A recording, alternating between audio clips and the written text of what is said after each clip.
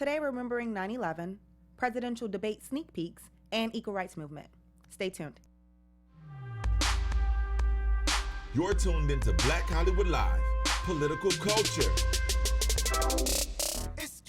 Out of here. Hey, take off all your clothes. Welcome back, guys, to Black Hollywood Live's political culture. What's going on? Elayna. You can follow me on Twitter at Hey It's Lay. What's going on, everybody? My name is B. You can follow me at B Sorrells. And if you don't know, you need to be streaming this song right now because we're trying to help Nelly Save Nelly's get life, out of okay? debt. Yes, he owes $2 million in debt to the IRS, and so he's been trending all day, really, celebrities. And so they say if you stream his Hot in Here, it'll take care of so many, take care of his $2 million debt. The people of Twitter created this hashtag to try to really bring him out. They say if we do like 2 million streams, then his debt will be paid. That's it. Help a brother out, Brother guys. out, man. Let's go. And that was the jam back in the day, so I'm cool with it. How was your It week? has 64 million views right now. 64 million views. Are you serious? It does. Oh On my his Nelly gosh. Vio or Vio, whatever, like. Vivo? Wow, guys. Yeah, Vivo. 64 million views right now. That's Listen, crazy. He's getting up there. If anything, is. he's gonna be out of debt. He's all gonna be right. out of Pay debt. this off. There we go. How was your week, B? It is going good. I feel free now. I'm back to my curls because I had to take these locks out. I was done. It's turning As too you much. guys can see, we're missing Drexel today. Yes. But I'm pretty sure he'll be stalking us on live chat. So As we'll always. give you some updates in there. I want to start the show off just almost with not necessarily a moment of silence because 2 days ago, was the 15th anniversary of the 9/11 attacks. Yes. And I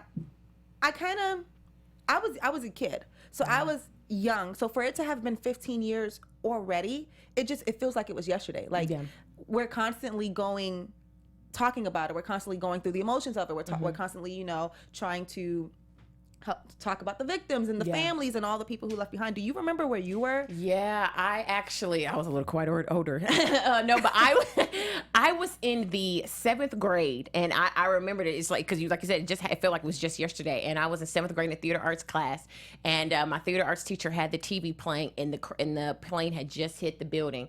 And she was in tears. And I remember, I was from the South, so I didn't really know so much about the towers at that age. So I'm like, what's going on? Like, why are they blowing this plane into this building? And I remember asking my teacher why, and she just said, I don't know. And so that was just a really vivid memory for me when I first found out about it live. Yeah. Interesting enough, I was in elementary school, and I do remember my teacher having the TVs on. Yeah. So I couldn't remember if the TVs were always on or if it was something trending and the TV, they It just turned caught your attention for some reason at that time. Yeah. And then I had family in New York, so I was like trying to call my grandma to see if they were like, it was crazy. It was chaos. All Yeah, it over. really President was. Obama had this to say: "You have reminded us that together there is nothing we Americans cannot overcome," as he was trying to pay tribute to the 9/11 survivors, the victims, and the families. And even as we're remembering it on the 15th anniversary, I don't know if you've heard about it. There is this 9/11 victims bill that they're trying to get to come pass. Now, with that, it's allowing the victims and the families and the survivors to sue Saudi Arabia for whatever roles they played in the attacks. Wow. Now, you would think that everyone would be like, yes, let's do it, let's sue them, but everyone's not on board. Yes, And President absolutely. Obama is even trying to veto it. And part of the reason is because Saudi Arabia is one of the U.S. allies in the Mideast. So there's just controversy about that. Now, I don't know if you were personally affected by the tragedies, but if you were a victim, if you were a survivor, however the case may go, would you want to see this victims bill come to pass? Do you feel like it needs to pass so that they can sue to get some kind of closure and justice? I'm all for. I do believe that they deserve closure. I do believe that there is a lot of unanswered questions still to that. I don't believe that it's the right. Like you said, I don't think it should be Saudi Arabia. I know from a lot of documentaries that I was watching and throughout the years about 9/11, there's a lot of proof, speculation where I know George W. Bush had something to do with it. It's been a lot of things where they said it was, CIA or, that even down in Texas with that the oil had something to do with that Texas oil. And so do I believe it needs to be Saudi Arabia? No. Do I believe that something needs to be done and it needs to be the right people? Absolutely. So, yeah. So definitely our thoughts and prayers are still with the survivors, with the victims, with the families. And moving a little forward, but not too far away, I know that you guys have heard about the national anthem controversy that's happening right now. There are a lot of people who are taking a peaceful protest from the national anthem just because of the origin of it. Correct. And they're trying to just make their voices be heard. And we briefly talked about it before. So if you guys don't know, Colin Kaepernick, who is a backup quarterback for the 49ers, he took a knee, basically peacefully protesting the national anthem. And it's now becoming this trend. Not like that, And people hate it. Yeah. People absolutely hate it. He was called out for being a backup quarterback 2 days ago, and it was basically said that, as a backup quarterback, you're supposed to be quiet. So other people who've joined in on him is Brandon Marshall, who now has lost 2 endorsements which is so sad. for the peaceful protest. So what are your thoughts on that?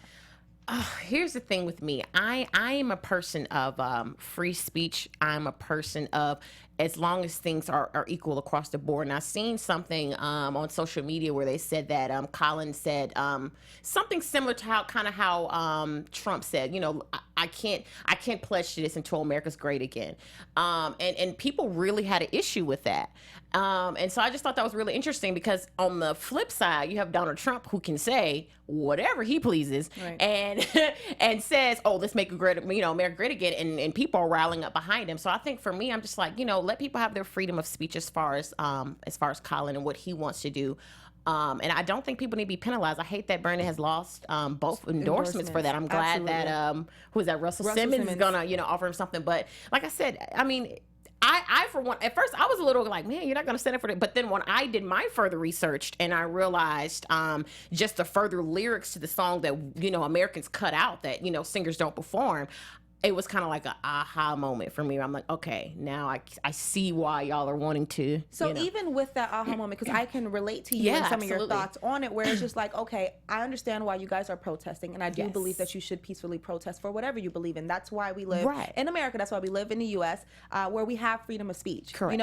Yes. However, did you not get taken back over this past weekend as we were remembering 9/11 and the 15th anniversary from the attacks? Did it not put the peaceful protests in kind of a perspective? Because it was almost like, football kicked off this past weekend, so even more people were participating in the peaceful protest and taking a knee during the anthem while we were remembering the 9/11 attack. So did it make you cringe? Like it for me at least, I felt a little awkward. Right. Now it's like, okay, I want to be kneeling. It was correct. I think, like you said, I think it was a cringing moment. Even, what was that? Was that in Canada maybe it was like a few months ago, where they did the, it was for the gay rights, and the Black Lives Matter kind of bum rushed, and so I said, what you're doing is correct. You have, like you said, you have every right to do that. But I think it's a timing thing. It's always about timing. So I just think it was a bad timing to try to kind of protest while they're trying to remember lives. Which I mean, it just could be bittersweet, because we never want to forget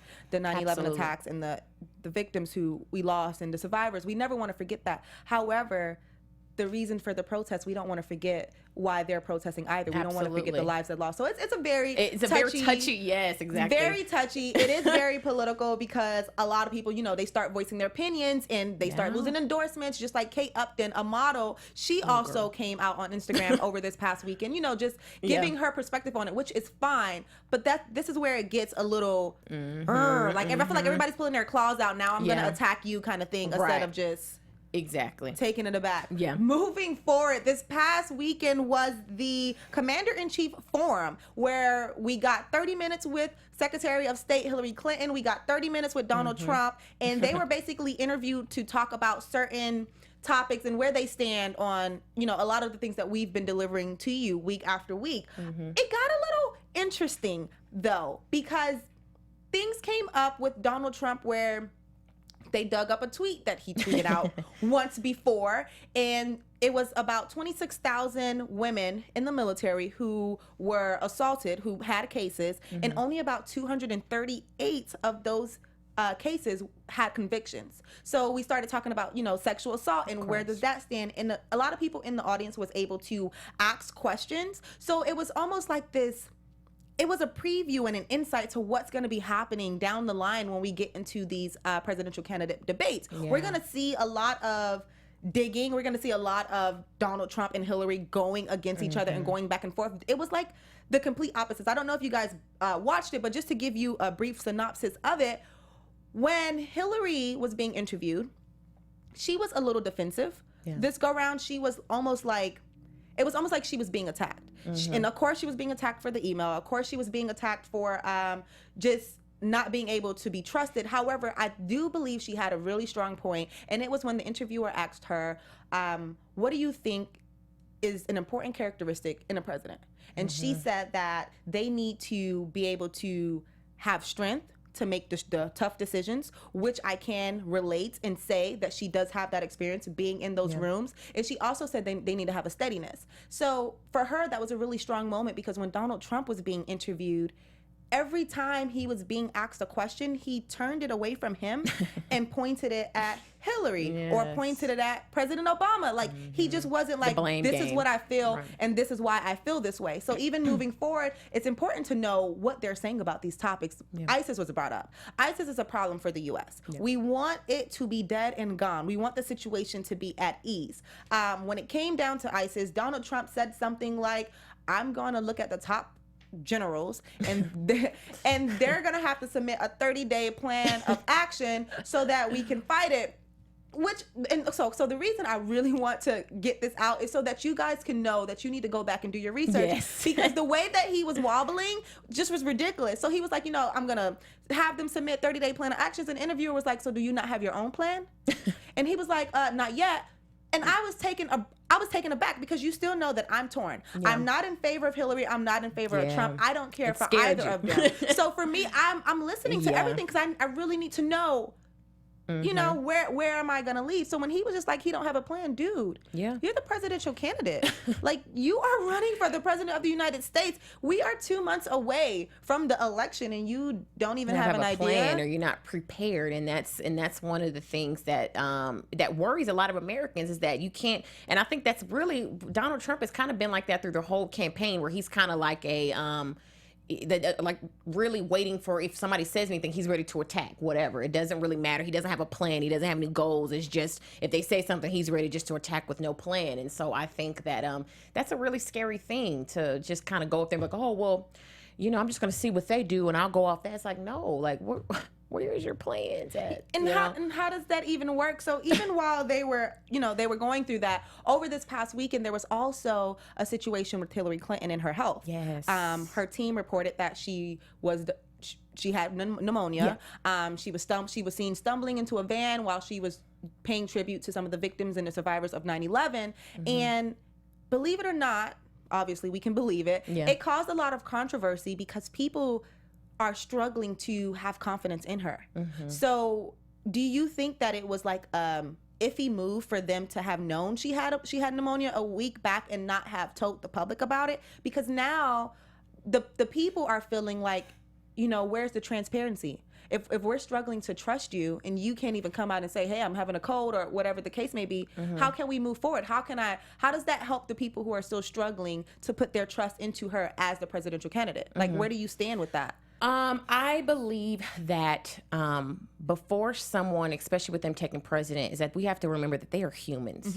And I think that everyone deserves their own right to certain privacies of their life, and with health, especially with something, I'm not saying pneumonia isn't a serious thing, but there's been other presidents, like George W. Bush's father, who was sick, and when he went overseas, he collapsed during a time where he was meeting, I want to say it was a prime minister or something. And then before with, I can't remember the other president's name, but he was, in a wheelchair, and he did they want him for 3 terms. So it's just like, for them to attack Hillary so much over pneumonia, it's kind of like, she's a tough cookie, you know what I mean? And so I think what she really wanted to do was kind of just push forward and get through the important things, and to know, you know what I'm saying, to have time to rest and get herself better. And she still spoke in front of a crowd of about 1,000 people. She was taking pictures with like 100 fans. Like, she still went through and really tried to push. So I definitely think that's something to be encouraged about, even about being human. Like, exactly, being human and being a woman. You kind of know that sometimes, your body, you know, you're like, something ain't right. right. And I think that's, like you said, that's something that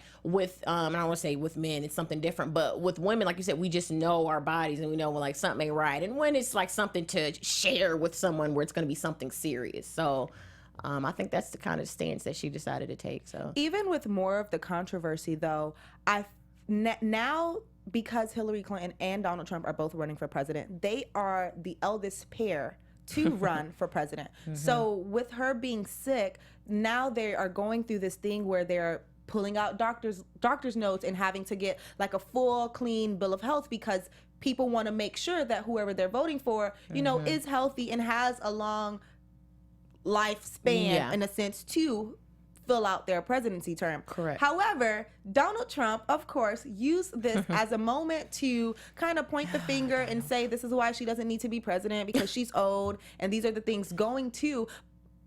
And although he was being very arrogant and just a narcissist while he was saying these things, there was some truth behind it. Like I'm not saying that, oh my gosh, she might have some kind of disease, she might need to get surgery. I'm not saying that it was something more than it is. Right. I am saying though, what caused, you know, was it really pneumonia? Like, can I believe that it was really pneumonia, or was that a cover up? Okay, like, I see what you're saying. Like, you think it's like a deeper, like am a deeper I wrong sickness for feeling like it might have been something more? They may have, you know, it could have just been a slight cold. We get sick overnight. My allergies act up. Girl. People think that I'm sick, and I'm not. Yeah. It could be something small.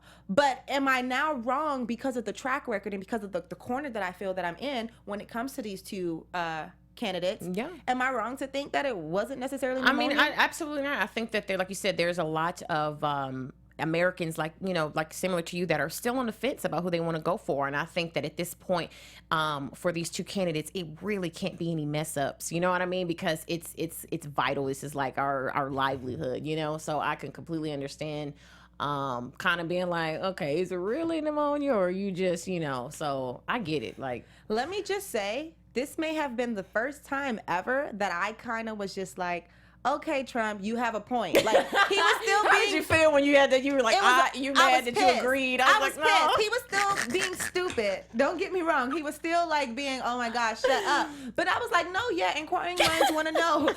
Thanks for that Yeah, one. Trump. Yeah, we want to know, Hillary. It was almost like I could have pinned it on Trump. Like, I mean, this is stupid, but what do you think about that? Like, That's exactly, I know. So obviously we want Hillary Clinton to get well soon. Absolutely. So that she can, you know, just finish out the campaigning in a very healthy state, especially with the debates getting up. I do want to say that with this forum, it gave us a taste of what's coming. It gave us a taste of the kind of back and forth we're going to get. We're going to get a lot of Donald Trump dodging questions, a lot of him going back on his words. These are things that we're not surprised about. These are things that we've constantly been speaking about.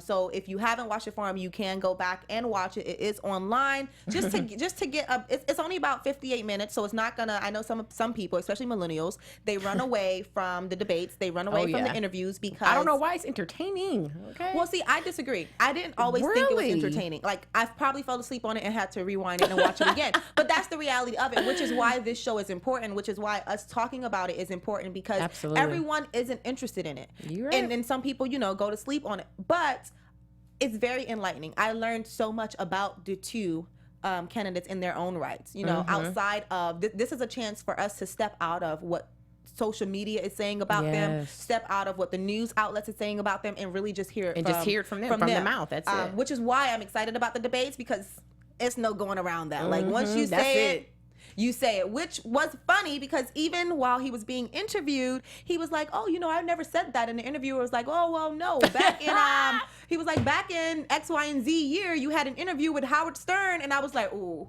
Like, so that part was juicy. That part was absolutely juicy. But Donald Trump has constantly been caught in lies of what he said. Like, it's the same person who said with the NFL that they sent him a personalized letter and was just so upset the debates are going on during the time. And it's like, they didn't say that, Trump. Like, why are you? He's the biggest liar that constantly gets away with it, honestly. Exactly. Anyway, moving forward, I know that, you know, it was a long weekend for some while we were remembering 9/11. It was an even longer weekend for President Obama as he was off to China for the G20. Now, you guys know that we just celebrated our 20th episode. So this is episode 21. So if you go back into like the top 5, I gave you some insights on what the G20 is. It's when we have 7 countries come together, if not more, to talk about global issues, things that are affecting each country, and, you know, talk about their relationships and them coming together. Now, it was a long weekend because this is probably President Obama's last G20.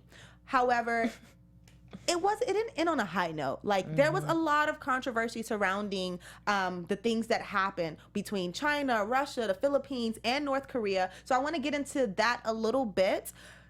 One of the things, though, okay. So, guys, I know that because it's just me and B, it might seem like the girl takeover is going to be a little messy, but it's not. Yeah. The T for the G20 is that Give me the tea, girl. one of Obama's security administrators kind of like went crazy on a Chinese official. Right. Like, They got footage of it? no, they don't have footage on it, which we missed. But what ended up happening, there was some kind of debacle between the stairs and the Air Force One, and putting the stairs down, and they had to use the mechanical stairs. It was so emotions were already high. It got so heated that his security administrator got into a confrontation. Now you're at the G20, right? This is like a conference. Right. You're at the conference. The last thing you want to happen is for any kind of confrontation, because whatever you're there to discuss isn't going to be able to plainly be discussed. So much chaos going on. Look, Obama looks so mad right there. But you could just tell that the weekend was just stressful, and he was stressed out. They even went on to him and President Putin, the president for Russia. Yeah. Putin, his name is so funny. I know. They even had a very blunt conversation because they haven't always had the best relationship, which is one of the talking points for Donald Trump during this campaign. He's like, I'm gonna rebuild the relationship with Russia. I'm gonna keep, us in cahoots. I'm gonna make sure that we are allies and that it can be copacetic. Right. Just because President Putin and President Obama have always bumped heads.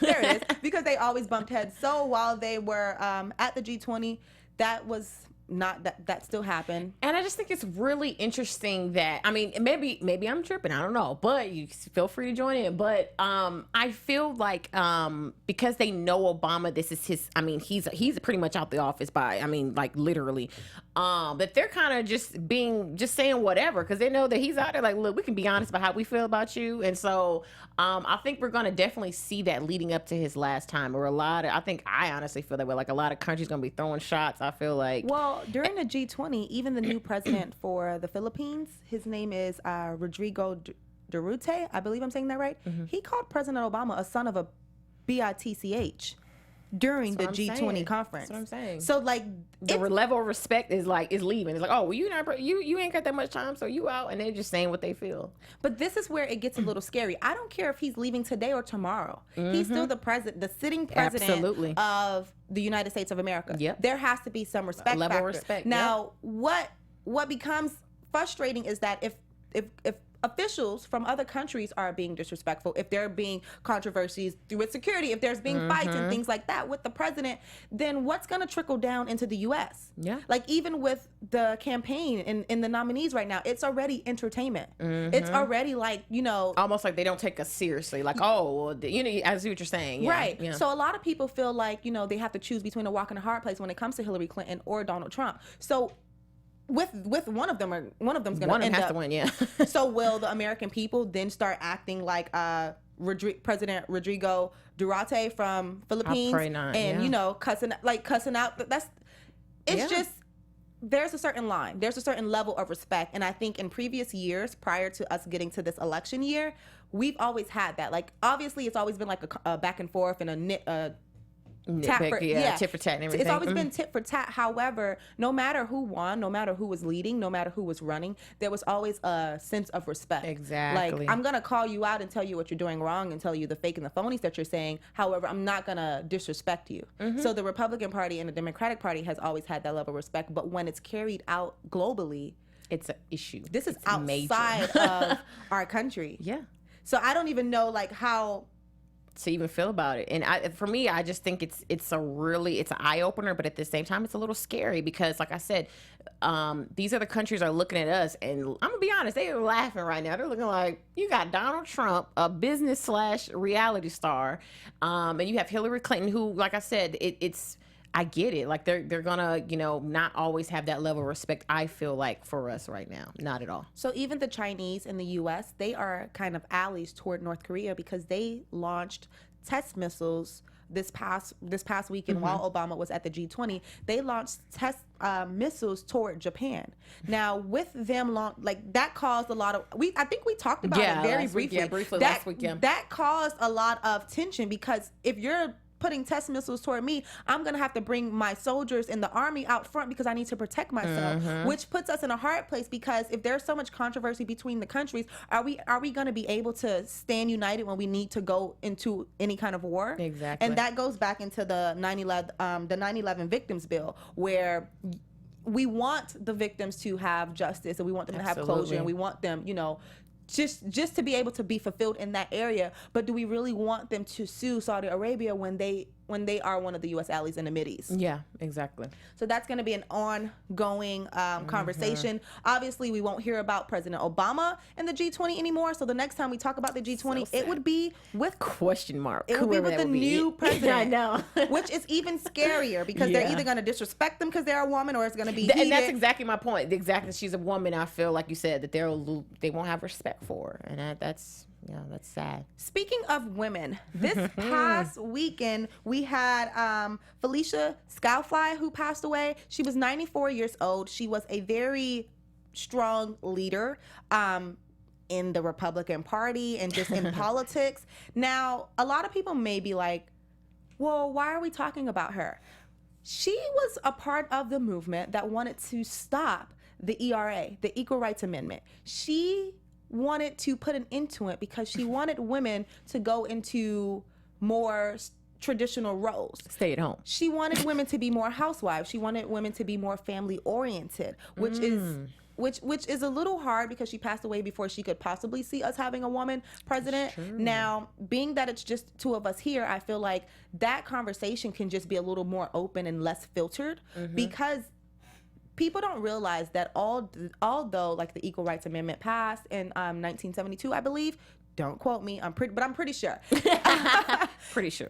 Even though it passed then, you would have thought that everyone would have been on board with it, but everyone wasn't. She was trying to stop it, and what she didn't realize is by her having such a strong voice and by her trying to go against the Equal Rights Amendment, she was kind of like a feminist, even though she was anti-feminism.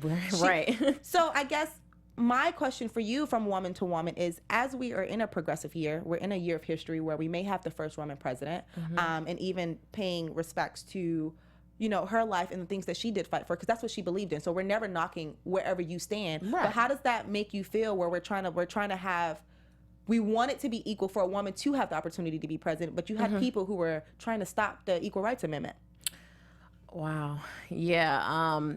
I think for me, and I think what we will see, and I've said this before, what we'll see in the years to come is that there won't be any gender roles or any labels. And that's something that I really believe, even with me and my husband, like there's nights where he'll cook dinner and I'll be at work or vice versa. So that whole like stay at home wife thing, and you don't have to do that. I wasn't raised, my mom was, had 3 kids and was raising us and had a business career and everything like that. So that's my images of what I know. So for me, it would be weird to just see a stay-at-home mom because I didn't get to, know that personally for me. So I don't see why a woman can't do both. I don't understand why she can't have both hats just like a man does. He can go home and hug his kids and then still go out and make his money. A woman should have every right to do the same. So Drexel's in our chat room. Oh Lord, Drexel, what you got to say? He just wanted us. He wanted to let us know that the new president for the Philippines did issue an apology to President Barack Obama for calling him the son of a. You better. And he should have. That's right. He should have, but it's the fact that it still came out of his mouth. So, and I also want to shout out to Tay Tay Girl. She said, "This is lit. I'm so glad that this show exists." Well, thank you. Thank you, Tay Tay. even moving, just getting back into women in politics, I want to make sure that we do pay respects to her life and her family's life, her family in this time. However, she had a very leading role because although she was kind of fighting women having more of the dominant role, she paved the way for so many women, women who are in politics. Yeah. Like, she helped them kind of have a voice, kind of stand up for what they believe in, kind of go, even if they were fighting different parts of the cause. It's the fact that in such a progressive year, with the possibility of us having a woman president, there were people who came before this time in the late 60s and the early 70s who were already standing up and trying to go against the grain and trying to just make sure. And she was an effective politician, so don't like. And I was sorry to cut you, but and I think for her, and like you said, we can't, we don't want to feel like we're shaming her, picking on for her choices. And I think it really has to do with the time era. Back then when she was preaching this as far as stay-at-home wives, that's what existed during that time. And I think that as Americans, we sometimes fear, a lot of times we fear the unknown, and we fear that when things are different. And so I think when other women were saying, no, we can go to work and make a change, be different, I feel like she was like, oh no, let's make it, stay the same. So I think that's where her mindset was as far as, With all the research that I put into her, the greater cause came about when she was fighting for the choice and not necessarily the echo. So that's one of the progressives that she kind of left behind, at least for me to digest. She was fighting for women to have a choice. And although she was saying, although she had her other housewife volunteers and they were taking the country, saying, be in the kitchen, stay at home, do the laundry, she still was saying, okay, let the women have a choice. Exactly. Let the women be they able. want to be this or that or both. Yeah. And that goes into a little earlier when we talked about, sexual assault in the military and the women who joined the military, because a lot of women, they don't want to go into they have a little resistance just because the numbers are so high, just because the assault is so high. So when it comes down to us researching who our next president is going to be, as we're going through this hiring process, we want to make sure that these are the questions that are being answered, that these are the topics that that we're paying attention to outside of everything else. There's so much happening, but you want to make sure that you still know where they stand on issues like this, especially with women's rights, especially with a woman becoming, possibly becoming next president of the United States. So I definitely wanted to pay respects to her. Apparently, she also could have been a Donald Trump ally. Granted, she was in the Republican Party, and we know that they were split a little bit, though. So everyone who is a Republican isn't necessarily pro Donald Trump. However, because of where she stood, it would have been interesting to see her live out this year. Yeah, to see where her mind frame was and what she, to see that happen. So definitely keeping our thoughts and our prayers with her family as they mourn the loss of her beautiful life. There was a picture up there. I hope you saw the Stop the ERA shirt. She went hard. She did. She ripped. I was like, she went hard against the Equal Rights Amendment. While we were sitting there trying to get the Equal Rights Amendment, like, I want to be equal. Right? She was like, no, bruh. No thanks. Dang. So that's what's happening in politics this week. And B has some trending topics for us, B. Yes, I do. So first off, let me start off with Michelle Obama. They are really just doing her wrong. And I don't know if you've been seeing it. So, and I didn't want to bring this up in my trending topics. I was going to let it pass. But she needs new friends. Thank you. That's exactly my point, everybody. I can't even hold that. You need new friends, because first it was, where was that at? It was at a festival. She was at the Lollapalooza, I think in Chicago. Right. So that I can understand, you don't know those people that were filming you. You were just up there popping, you having a good time. Okay, we get it. So that's why I didn't bring it up. But then the second time, she was smoking some pot and her friends took a picture of that. Then it was another thing where they were like doing a bong and they took a picture of that. And then now it's, she was at a friend's house and they were doing beer pong. And here again, another friend put up the picture. And I'm just like, she needs to have like a no cell phone policy. So this is the thing. And people are going to feel differently about it, obviously, and have their own opinions. But you have to think about yourself when you was in college. When you was in college, when you were 18. Yes. Think about everybody's not following all the rules. That's the reality of the situation, especially when it comes to teenagers. So she was out there and she could have not even played beer pong. She could have just been watching her friends play it. But the fact that the picture was there, you kind of we're left to assume. You're guilty by association. We have They're gonna our see that, imagination right? to go for it now. And I mean, she's taking a break before she goes off into college. So it's like, do we really limit her? Do we not? Is she not allowed to have fun? I Like, don't who get it. wasn't playing beer pong at 18, 19, 20? Okay, well. I wasn't playing beer pong. But I did have game nights, and I played like this game called Ring of Fire. But you know, Mom, See? I just watched, okay? I sat on the couch and watched. So that's what's going on with her. So, and I like I said, I feel really bad. I know the Obamas, Michelle and Barack, they've done a wonderful job with the girls. And I just, like I said, I feel like it's really attack mode since they're leaving out. Because, the whole time there's been no controversy with these two girls. Right. Sasha just got her first summer job over the summer. So all these good At Martha's things. Vineyard, Yeah, yeah. So all these things, it's just really sad. And it makes me upset because like every picture they take of her, they always catch her where she's looking mad, like, why are you taking this picture of me? And I want them to have the respect to just grow and be girls, and they're gonna make mistakes and be imperfect. And the other side of that is once the first family enters the White House, they kind of lose that option. They don't get to grow up like the regular teenagers. They don't get to have that option. What I can say though is because it's been so quiet. Like if this was happening from the beginning, oh my goodness, they would have dragged President Obama and Michelle Obama if this was happening from the beginning. So that it's happening more toward the end of his term, it's not an excuse for it, but it's like, okay, you've been doing everything that you needed to do thus far for the past 8 years, 7 to 8 years. You've been doing what you've needed to do, and we don't even know what was happening in the privacy of their home. Right. So have fun, girl. Do you? And Barack, he wasn't gonna say anything because his little picture he had back in the day in college where he's smoking his little, so he's probably like, let me not say nothing. I can't really say nothing to my daughter, but then lastly, they have the first Asian commentator for the debates coming up, and her name she's from CBS. Her name is Elayna. I hope I'm saying her last name right. Come on, Elaine. Quijano.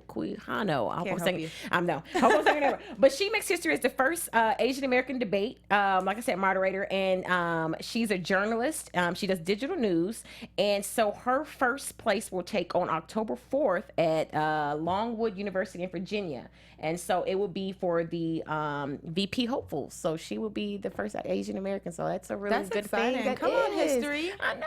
Look, first woman. First woman president. First And one. you know, when we Yes. have our co-host in the comment section, is still blowing up. He wants us to make sure that you guys know that Donald Trump is speaking at Phyllis. I can't pronounce her name properly. We're like messing up names today. I'm sorry, guys. You can drag us in the comment section. But Donald Trump will be speaking at her funeral this weekend. And with her being against equal rights, it almost speaks to where he stands on equal rights. Yeah. So our co-host is saying, Thanks, Drexel. up to you guys to decide that. Obviously, I mean, maybe she was just a friend. And she did endorse him in the... Yeah. We're gonna leave that alone because the tea is gonna be not too hot. It's gonna just be a little mild today. But that's what was trending around the world this week. Remember that we're trying to get Nelly out of his debt. So you guys heard that song. Make sure that you stream Hot in Here. Stream Hot in Here and get this man $2 million out of debt, please. That's a wrap for our show today. Thanks, James, for playing it. There is Hot There in Here. it Make is. sure you stream the song Help Nelly Get Out of Debt. We'll be back next week with more happening in politics. Again, you can follow us on Twitter at BHL Polyculture using the hashtag BHLPC. And I'm Elayna. You can follow me on Twitter and Instagram at Hey It's Lay. And I am B, and you can follow me at B Sorrells. Until next time, guys. Bye. See you later. Hopefully Drexel comes back next week. And Drexel will definitely be back next week. Hey. Hey. I'm just kidding like Jason. Unless you gon' do it. Extra, extra. Spread the news. Nelly took a trip.